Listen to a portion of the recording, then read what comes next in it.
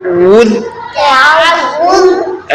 بالله من الشيطان الرجيم. أعوذ بالله من الشيطان الرجيم. تسمية. بسم الله الرحمن الرحيم. بسم الله الرحمن الرحيم. زور سے پڑھو نا. بسم الله الرحمن بسم الله الرحمن الرحيم. بسم الله الرحمن الرحيم. آج ہم سبق پڑھیں گے تختی نمبر 4 تنوین. آج ہم سبق پڑھیں گے تختی نمبر 4 تنوین. آج ہم کون سا سبق پڑھیں گے؟ تختی نمبر 4 تنوین. آج ہم کون سا سبق پڑھیں گے؟ تختی نمبر 4 تنوین. آج ہم کون سا سبق پڑھیں گے؟ تختی نمبر 4 تنوین. جب ایسے نئی چیز کو بار بار کہو گے تو جو ہے ایجاد صحیح معنی ہو جائے گی. ٹھیک ہے نا. جب بھی آپ نیا سبق کسی کو پڑھائیں تو اس کو اسی طرح پڑھائیں تاکہ اس کو بار بار دہرائیں گے تو اس کو دوسرے بچے کو ٹھیک طرح سے یاد ہو جائے گا. ٹھیک ہے نا.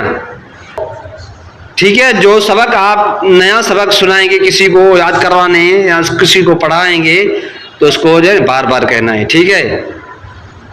آج ہم کون سا سبق پڑھیں گے؟ تختی نمبر 4 تنوین. تنوین 2 زبر 2 زیر 2 پیش کو تنوین کہتے ہیں. تنوین کسے کہتے ہیں؟ 2 زبر 2 پیش.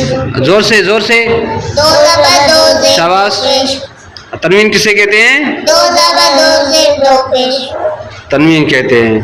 اس لکیر کے اوپر کیا ہے؟ 2 زبر. شاباش. 2 زبر کو 2 زبر کی تنوین کہتے ہیں. 2 زبر کو کیا کہتے ہیں؟ 2 زبر کی تنوین. شاباش. 2 زبر کو کیا کہتے ہیں؟ 2 زبر کی تنوین. 2 زبر کو کیا کہتے ہیں؟ 2 زبر کی تنوین. با کو کیا ہے؟ 2 زبر کی تنوین. زور سے بولو. با کو کیا ہے؟ 2 زبر کی تنوین. شاباش. با کو کیا ہے؟ 2 زبر کی تنوین. 2 زبر کی تنوین کہاں ہے؟ اوپر. شاباش. 2 زبر کی تنوین ہمیشہ حرف کے اوپر ہوتی ہے. تنوین کو گننے سے پڑھتے ہیں. تنوین کو کیسے پڑھتے ہیں؟ گننے سے. تنوین کو کس طرح پڑھیں؟ گننے سے. گننے سے پڑھتے ہیں. تنوین کو کس طرح پڑھتے ہیں؟ گننے سے. گننا. ناک میں تھوڑی دیر آواز چھپا کر پڑھنے کو گننا کہتے ہیں. ناک میں تھوڑی دیر آواز چھپا کر پڑھنے کو گننا کہتے ہیں. گننا کیسے کہتے ہیں؟ ناک میں تھوڑی دیر آواز چھپا کر پڑھنے کو گننا کیسے کہتے ہیں؟ ناک میں تھوڑی دیر آواز چھپا کر پڑھنے کو گننا کہتے ہیں. گننا کیسے کہتے ہیں؟